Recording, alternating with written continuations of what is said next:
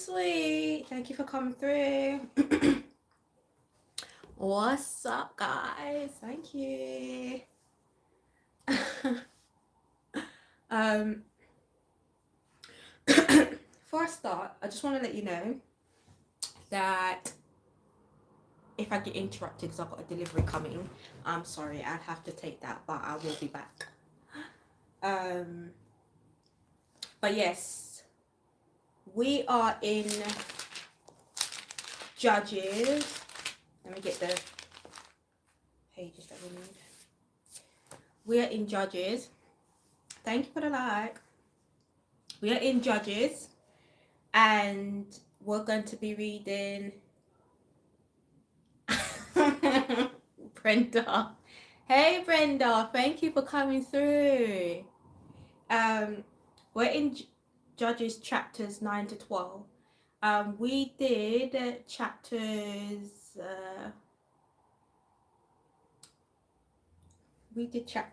oh gosh, what's wrong with my brain? 5 to 8. We did chapters 5 to 8 last time. So I'm just going to give you a little recap of that, but I just want to say welcome to those who are new and thank you for those who return. Basically what I do is I just read from the Bible and I encourage people to get into the Bible, get into the Word, start to build a relationship with God. And I just plant little seeds really, and it's also for me to learn. I'm in the season of learning and receiving God's knowledge and wisdom. So I'm in the season myself for learning and receiving what God needs me to do. And I'm taking this time to really get rooted in my relationship with God and build a firm, solid foundation. And I'm like encouraging you guys to come on this journey with me as well. And yeah, that's all I can do really, is keep doing what God needs me to do. So I'll just do a recap. We did chapters 5 to 8 on Saturday. And that was just Gideon being called by God to deliver the Israelites out of oppression. But the process that Gideon, the process with Gideon is that he starts to fall into the Israelites' behavior. And he starts to want to do things on his own terms, which ultimately starts to lead the Israelites down the path of destruction. So the main theme of that was really needing God's supplication, right? Needing his help, right? And being humble, which I mean Gideon at first was, but he did say to the Israelites, no, I don't want to be ruled over you because God should rule over you. But at the same time, he wanted some of the glory as well. And again, it's not about the glory for you, it's all for God, right? The glory is all for God. Hey Angie, the glory is all for God, it is not for yourself. And that's where, hi Glenn, thank you for coming through. And that's where the Israelites failed, and that's where Gideon failed as well, because he just wanted it all for himself and he thought he didn't need God's supplication, right? And we all need God's supplication. We all need his help. We all need his guidance. We all need his wisdom, right? So to tie off what we read last time, it was the common thing was lack of faith, yeah? Lack of faith from both Gideon and from the Israelites, which kept leading the Israelites into sin, and then needing God's divine intervention, which God raises up judges, which we are reading, to deliver the Israelites out of oppression and to give them salvation, really. So we are reading chapters 9 to 12, and Abimelech is supposed to be the next judge, right? So Abimelech is the son of Gideon, and this beginning bit, he is speaking to the leaders and the men of Shechem, which is the nation of Israel. So we'll start. So chapter 9. Abimelech, son of Jerubbaal, went to his mother's brothers in Shechem, and said to them, and to all his mother's clan, ask all the citizens of Shechem, which is better for you, to have all 70 of Jerubbaal's sons rule over you, or just one man. Remember, I am your flesh and blood. When the brothers repeated all this to the citizens of Shechem, they were inclined to follow Abimelech, for they said, he is related to us. They gave him 70 shekels of silver from the temple of Baal Berith, and Abimelech used it to hire reckless scoundrels who became his followers.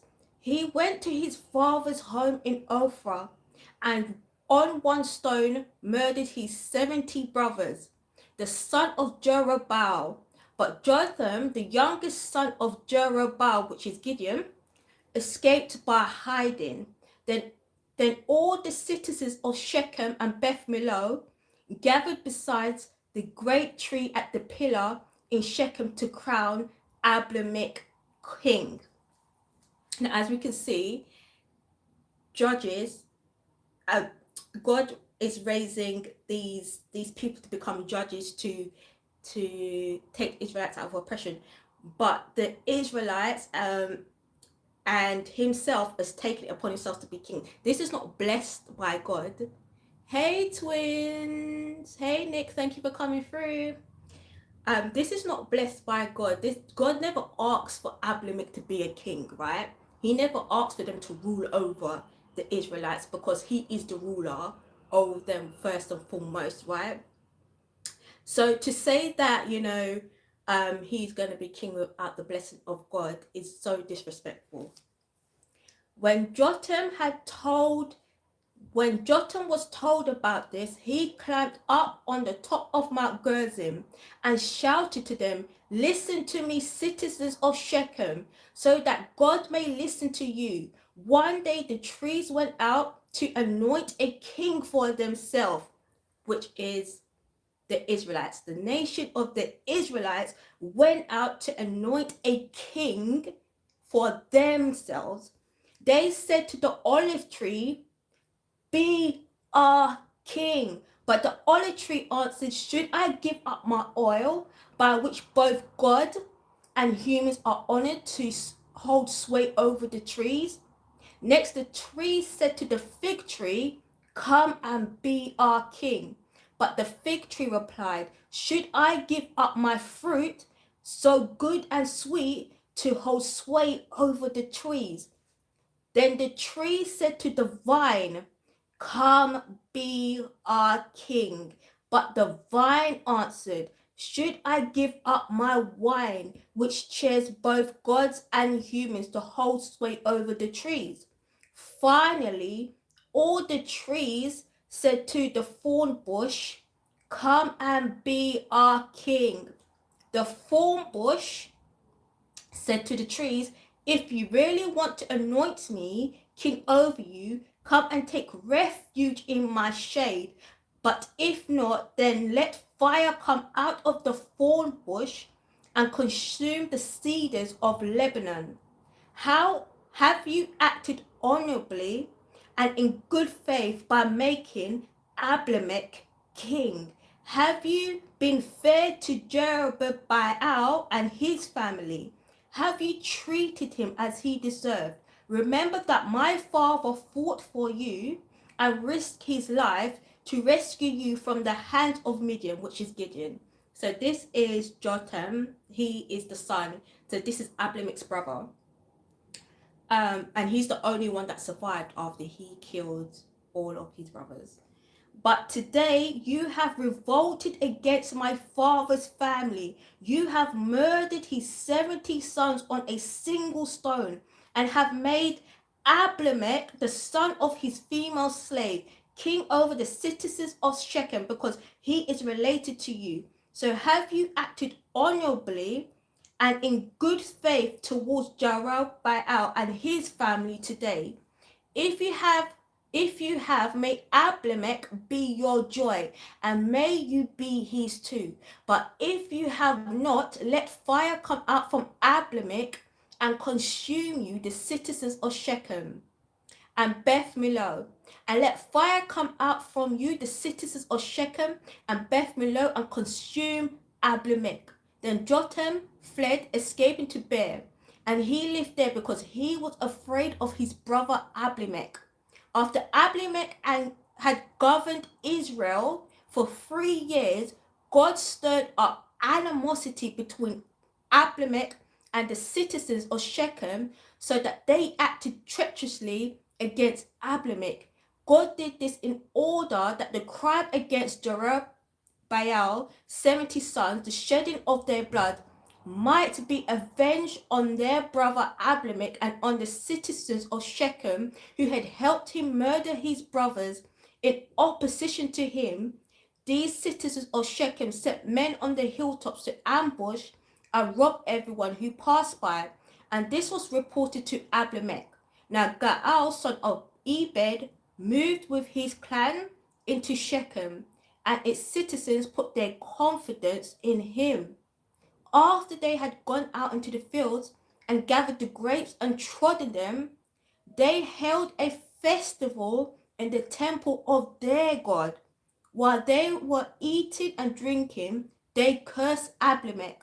Then Gaal, son of Ebed, said, "Who is Abimelech, and why should we Shechemites be subjected to him? Isn't he Jerubaal's son? And isn't Zubal his deputy? Serve the family of Hamor, Shechem's father. Why should we serve Abimelech? If only his people were under my command, then I would get rid of him. I would say to Abimelech, call out your whole army." When Zebul, the governor of the city, heard what Gaal, son of Ebed, said, he was very angry. Under cover, he sent messages to Abimelech saying, "Gaal, son of Ebed, and his clan have come to Shechem and are stirring up the city against you. Now then, during the night, you and your men should come and lie in wait in the fields. In the morning at sunrise, advance against the city. When Gaal and his men come out against you, seize the opportunity to attack them." So Abimelech and all his troops set out by night and took up concealed positions near Shechem in 4 companies.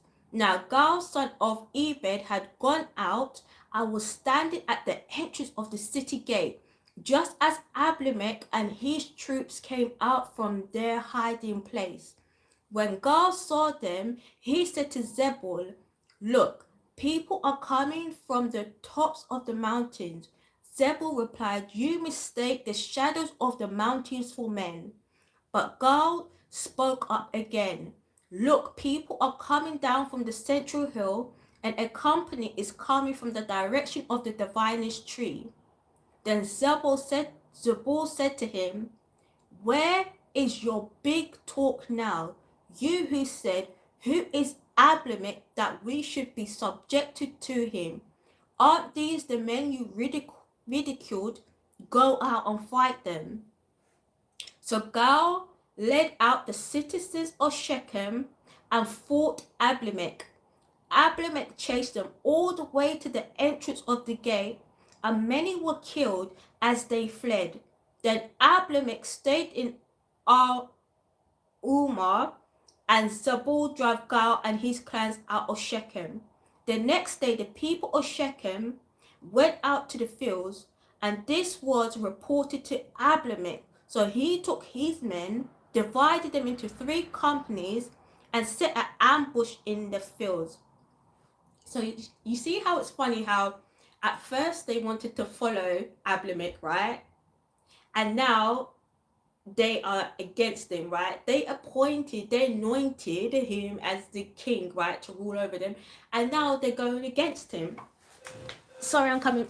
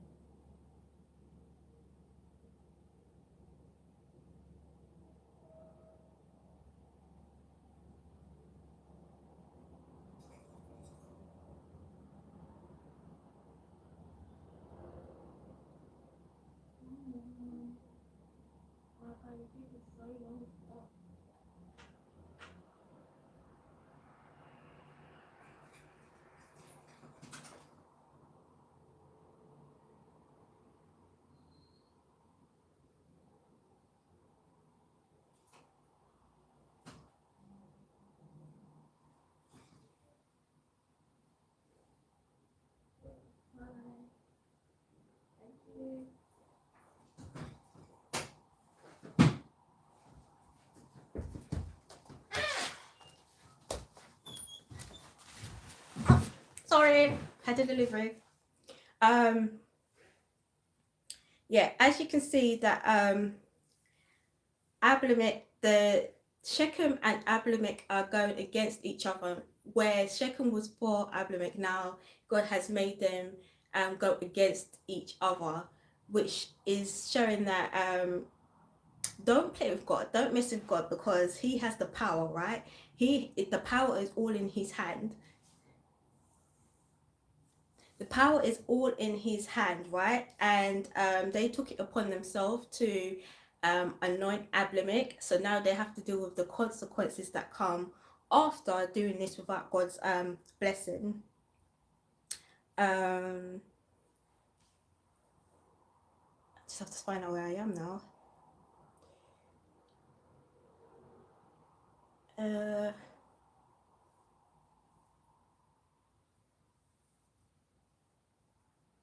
The next day, the people of Shechem went out to the fields, and this was reported to Abimelech. So he took his men, divided them into 3 companies, and set an ambush in the fields. When he saw the people coming out of the city, he rose to attack them. Abimelech and the companies with him rushed forward to a position at the entrance of the city gate. Then 2 companies attacked those in the fields and struck them down. All that day, Abimelech pressed his attack against the city until he had captured it and killed its people. Then he destroyed the city and scattered salt over it. On hearing this, the citizens in the tower of Shechem went into the stronghold of the temple of El-Berith. When Abimelech heard that they had assembled there, he and all his men went up Mount Zalmon. He took an axe and cut off some branches, which he left to his shoulders. He ordered the men with him, "Quick, do what you have seen me do." So all the men cut branches and followed Abimelech.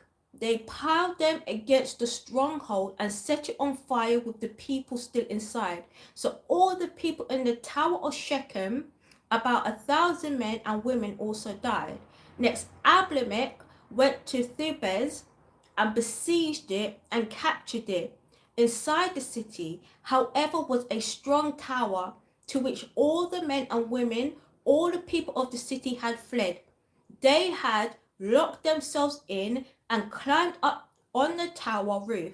Abimelech went to the tower and attacked it, but as he approached the entrance to the tower to set it on fire, a woman dropped an upper millstone on his head and cracked his skull. Hurriedly, he called to his armor bearer, "Draw your sword and kill me so that they can't say a woman killed him." So his servants ran him through and he died. When the Israelites saw that Abimelech was dead, they went home. Thus God repaid the wickedness that Abimelech had done to his father by murdering his 70 brothers. God also made the people of Shechem pay for all their wickedness. The curse of Jotham, son of Jerubbaal, came on them. Chapter 10. After the time of Abimelech, a man of Issachar named Tola, son of Pur, the son of Dodo, rose to save Israel. He lived in Shammah, in the hill city of Ephraim. He led Israel for 23 years. Then he died and he was buried in Shammah. He was also followed by Jair of Gilead, who led Israel for 22 years. He had 30 sons who rode 30 donkeys. They controlled 30 towns in Gilead, which to this day are called Hathroth Jair. When Jair died, he was buried in Carmon. Jephthah. Again, the Israelites did evil in the eyes of the Lord. They served the Baals and the Asheroths and the gods of Aram and the gods of Sidon and the gods of Moab, the gods of the Ammonites and the gods of the Philistines. And because the Israelites forsook the Lord and no longer served him, he became angry with them. He sold them into the hands of the Philistines and the Ammonites, who that year shattered and crushed them. For 18 years they oppressed all the Israelites on the east side of the Jordan in Gilead and the land of the Amorites. The Ammonites also crossed the Jordan to fight against Judah, Benjamin, and Ephraim. Israel was in great distress. Then the Israelites cried out to the Lord, "We have sinned against you, forsaking our gods and serving the Baals." The Lord replied, "When the Egyptians, the Amorites, and the Ammonites, the Philistines, the Sidonites, and the Amalekites, and the Moabites oppressed you, and you cried to me for help, did I not save you from their hands? But you have forsaken me and served other gods, so I will no longer save you. Go and cry out to the gods you have chosen. Let them save you when you are in trouble." Hey, sweet. And that could really be that could be anything today in sense of like your money, your phone, things that you put, above God, right? That we shouldn't really be doing. So again, God is saying you serve these, like what can these false gods, or what can these things do for you that I can't do, right? Am I not the creator? Am I not almighty? Am I not all powerful? Or am I not all knowing? Do I not control everything, right? But the Israelites said to the Lord, "We have sinned. Do with us whatever you think best, but please rescue us now." Then they got rid of the foreign gods among them and served the Lord, and he could bear Israel's misery no longer. When the Ammonites were called to arms and camped in Gilead, the Israelites assembled and camped at Mizpah. The leaders of the people of Gilead said to each other, "Whoever will take the lead, I'm attacking the Ammonites, will be head over all to live in Gilead." Chapter 11. Jephthah the Gileadite was a mighty warrior. His father was Gilead. His mother was a prostitute. Gilead's wife also bore him sons, and when they were grown up, they drove Jephthah away. You are not going to get any inheritance in our family, they said, because you are the son of another woman. So Jephthah fled from his brothers and settled in the land of Tob, where a gang of scoundrels gathered around him and followed him. Sometime later, when the Ammonites were fighting against Israel, the elders of Gilead went to Jephthah from the land of Tob. Come, they said, be our commander so we can fight the Ammonites.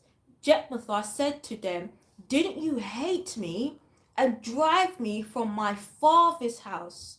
Why do you come to me now when you are in trouble? The elders of Gilead said to him, nevertheless, we were turning to you now. Come with us to fight the Ammonites, and you will be head over all of us who live in Gilead. Jephthah answered, suppose you take me back to fight the Ammonites, and the Lord gives them to me. Will I really be your head? The elders of Gilead replied, the Lord is our witness. We will certainly do as you say. So Jephthah went with the elders of Gilead, and the people made him head and commander over them. Again, the people, the nation is taken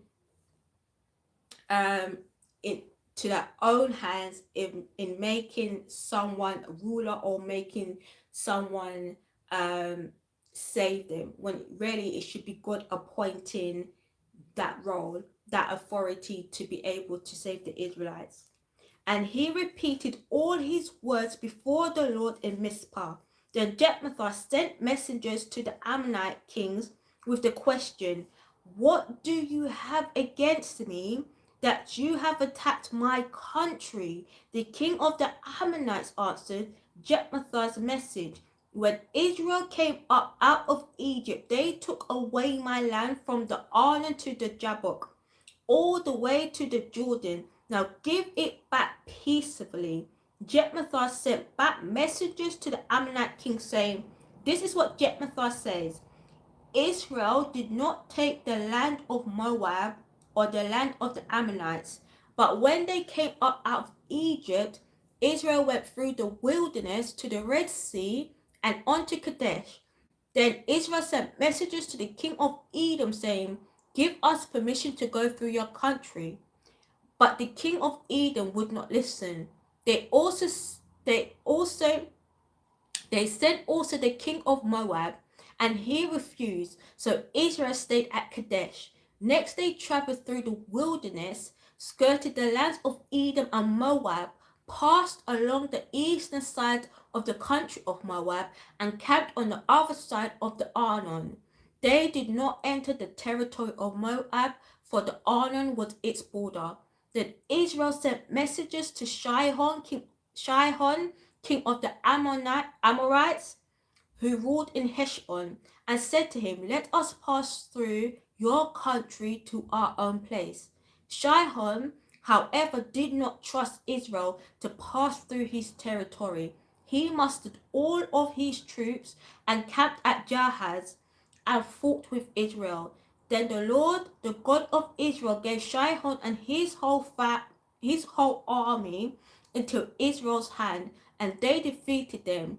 Israel took over all the land of the Amorites who lived in that country, capturing all of it from the Arnon to the Jabbok and from the desert to the Jordan. Now since the Lord, the God of Israel, has driven the Amorites out before his people Israel, what right have you to take it over? Will you not take what your God Chemosh gives you? Likewise, whatever the Lord our God has given us, we will possess. Are you any better than Balak, son of Zippor, king of Moab? Did he ever quarrel with Israel or fight with him? For 300 years Israel occupied Heshbon, Aurora, the surrounding settlements, and all the towns along the Arnon. Why didn't you retake them during that time? I have not wronged you, but you are doing me wrong by waging war against me. Let the Lord, the judge, decide the dispute this day between the Israelites and the Ammonites." The king of Ammon, however, paid no attention to the message Jephthah sent him. Then the Spirit of the Lord came on Jephthah. He crossed Gilead and Manasseh, passed through Mizpah of Gilead, and from there he advanced against the Ammonites. And Jephthah made a vow to the Lord: "If you give the Ammonites into my hands, whoever comes out of the door of my house to meet me when I return in triumph from the Ammonites will be the Lord's, and I will sacrifice it as a burnt offering." Then Jephthah went over to fight the Ammonites, and the Lord gave them into his hands. He devastated 20 towns from Aurora to the vicinity of Minnith, as far as Abel Karamim. Thus Israel subdued Ammon. When Jephthah returned to his home in Mizpah, who should come out to meet him but his daughter, dancing to the sound of tambourines? She was an only child. Except for her, he had neither son nor daughter. When he saw her, he tore his clothes and cried, "Oh no, my daughter, you have brought me down, and I am devastated. I have made a vow to the Lord that I cannot break." "My father," she replied, "you have given your word to the Lord. Do to me just as you promised. Now that the Lord has avenged you of your enemies, the Ammonites, but grant me this one request," she said. "Give me 2 months to roam the hills and weep with my friends, because I will never marry." "You may go," he said, and he let her go for 2 months. She and her friends went into the hills and wept because she would never marry. After the 2 months, she returned to her father, and he did to her as he vowed, and she was a virgin. From this comes the Israelite tradition that each year the young women of Israel go out for 4 days to commemorate the daughter of Jephthah the Gileadite. Chapter 12. The Ephraimite forces were called out, and they crossed over to Zephon. They said to Jephthah, "Why did you go up to fight the Ammonites without calling us to go with you? We're going to burn down your house over your head." Jephthah answered, "I and my people were engaged in a great struggle with the Ammonites, and although I called, you did not save me out of their hands. When I saw that you couldn't help, I took my life in my hands and crossed over to fight the Ammonites. And the Lord gave me the victory over them. Now why have you come up today to fight me?" Jephthah then called together the men of Gilead and fought against Ephraim. The Gileadites struck them down because the Ephraimites had said, "You Gileadites are renegades from Ephraim and Manasseh." The Gileadites captured the fords of the Jordan leading to Ephraim, and whenever a survivor of Ephraim said, "Let me cross over," the men of Gilead asked, "Are you an Ephraimite?" He replied, "No." They said, "All right, say Shibboleth."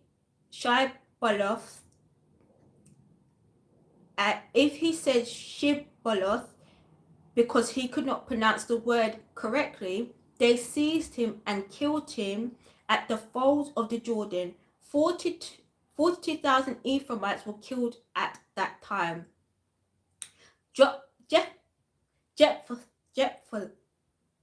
Jephthah led Israel for 6 years. Then Jephthah the Gileadite died and was buried in a town in Gilead. After him, Isban of Bethlehem led Israel. He had 30 sons and 30 daughters. He gave his daughters away in marriage to those outside his clan, and for his son he brought in 30 young women as wives from outside his clan. Isban led Israel for 7 years. Then Ibzan died and was buried in Bethlehem. After him, Elon the Zebulite led Israel for 10 years. Then Elon died and was buried in Ajalon in the city in the land of Zebulun. After him, Abdon, son of Hillel from Parathon, led Israel. He had 40 sons and 30 grandsons who rode on 70 donkeys. He led Israel for 8 years. Then Abidon, son of Hillel, died and was buried at Parathon in Ephraim, in the hill country of the Amalekites. And that was the end. So I just want to say in Jephthah's case, right, where he made that foolish vow to God, right, because for his own personal gain. Hey Kevin, thanks for coming through. For his own personal gain, and wanted to so badly defeat the Ammonites, right? He was willing to give up whatever in order to get that defeat. And in return, the consequences was his daughter. Because he was so quick to make that vow, because he was so foolish, because he was operating in the mind of power and greed, he was ready to sacrifice anything just so he could get that. And God said, okay, I will give you that, right? I will give you that because you so badly want it. But there's going to be a consequence to it, because that's not something I've blessed you with. But, you've asked me, I give it to you. But, there's going to be a consequence to it. And the consequence was his only daughter, who he gave in exchange just to win a battle, just to have that defeat, and was it worth it making that foolish vow? Was it worth it in that moment making a foolish decision, just so that he could have that glory, so that he could just have that moment in time to say that I defeated the Ammonites, right? But the thing is, even though he did that, he lost a lot more, right? He thought he gained something by getting the battle by the Ammonites, but he lost way more in contrast, right? So that is to say that don't make foolish decisions and don't make foolish vows and oath to God, right? Think before you speak to God and say what you need from him, right? Think before you make a vow, think before you make an oath, right? And as you can see, he couldn't go back on his oath because he already said to God, right, you give me this, I give you that, right? And because of his foolishness, he lost his daughter. So he really needs to think about that. And Abimelech, right? I'm going to end it with Abimelech because I think Abimelech is like a really great example of what it is to be a wicked man with wanting power, status, greed. He wanted all the glory and was willing to kill innocent blood for it. He was willing to kill his brothers, get them out of the way so he could become king, even though God didn't bless him to be king, right? The people wanted that over him, right? But in the end, they all went against each other. And I say this to say that there was no moral conduct. Abimelech had no morals. He had no moral conduct. He had no loyalty to anything but himself. He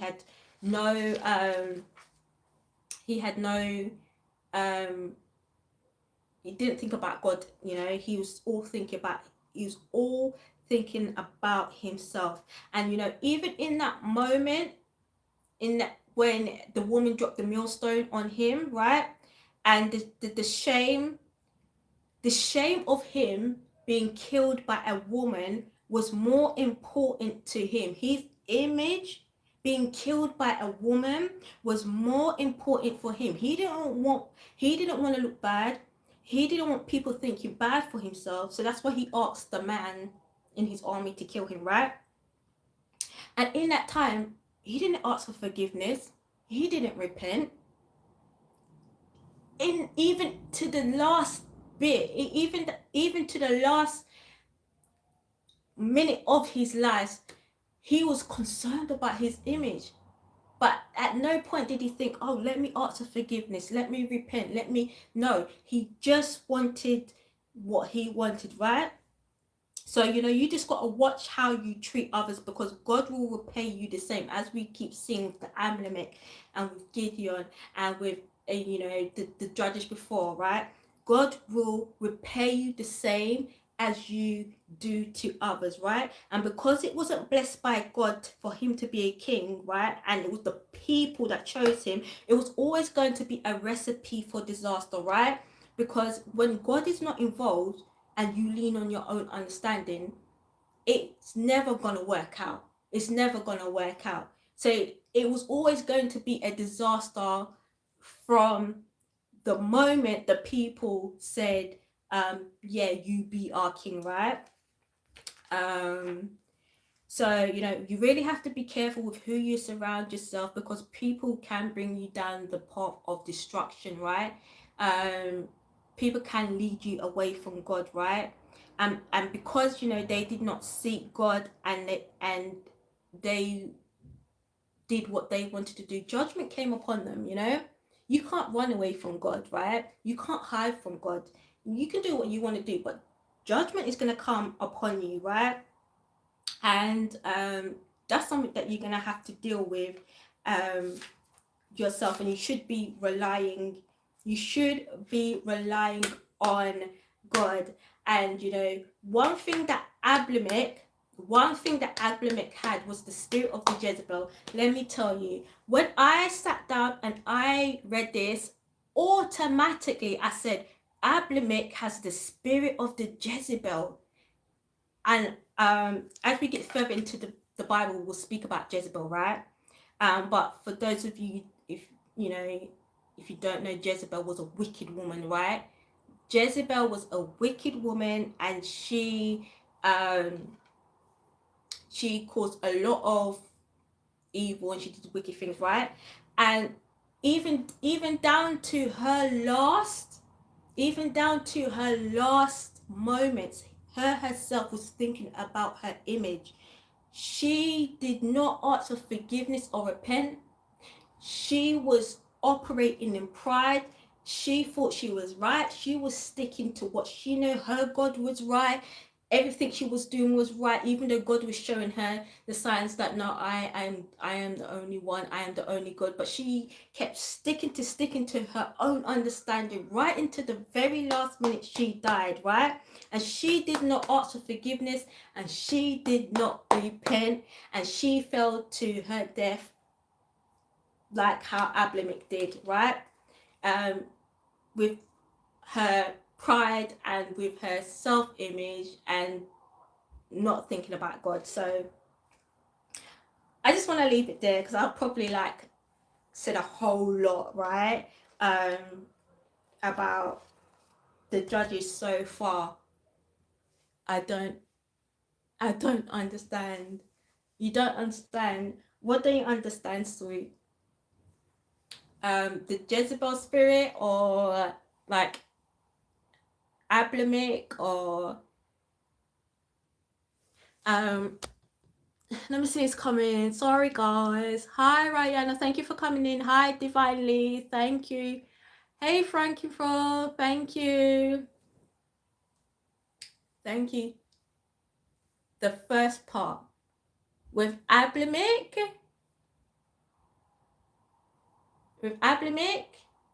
the son of Gideon.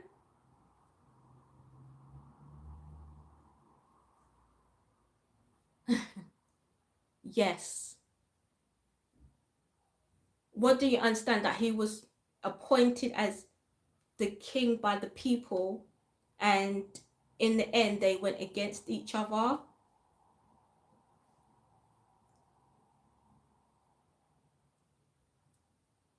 he wasn't meant to be a king.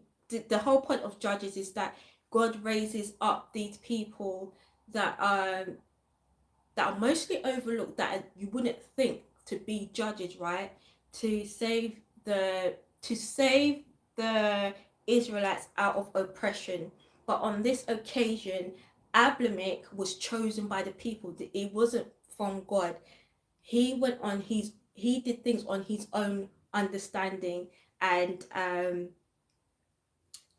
so that caused to his downfall, where all the previous judges before were blessed by God to take the Israelites out of oppression. But on this case, because Abimelech was so greedy, wanted power, wanted status, he wanted all of these things, he went on his own way. He was not supposed to be king. The whole point of Judges is to um, um, carry out God's judgment. And on this occasion, that did not happen, right? He was made king. He was not meant to be a king. He was not blessed to be a king. The people made him a king. So because Shechem, who made him a king, were wicked, God then repaid them the same way that Shechem repaid God, right? So in the end, they all had a fight against each other, which led to their downfall, right? Shechem started to run from Abimelech, and then in the end, Abimelech was ultimately killed by a woman that was in Shechem, you know? So that, I don't know if that helps. I don't know, that makes it a bit more understandable for you. Does it?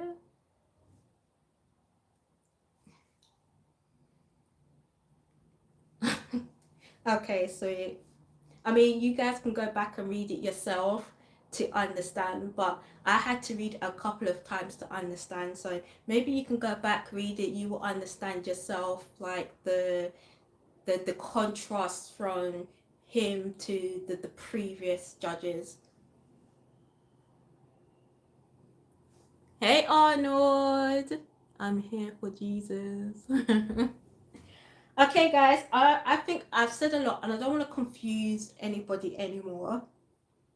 But yes, if you do want a bit more clarity, go and read chapters 9 to 12 in Judges, and you can read for yourself. And if you're still confused about Abimelech, just go and read chapter 9. Go and read chapter 9 again, on why Abimelech was actually such a wicked man for the Israelites. But yes, guys, I'm gonna go now. I will be back on Thursday to read the next chapters of Judges. Thank you all that came out. Thank you for those who liked. Thank you for those who watched. Thank you, thank you, thank you. Sorry about the sorry about the interruption before I had the delivery come. But thank you for those who stayed. I really, really appreciate it. And I'll see you guys on Thursday.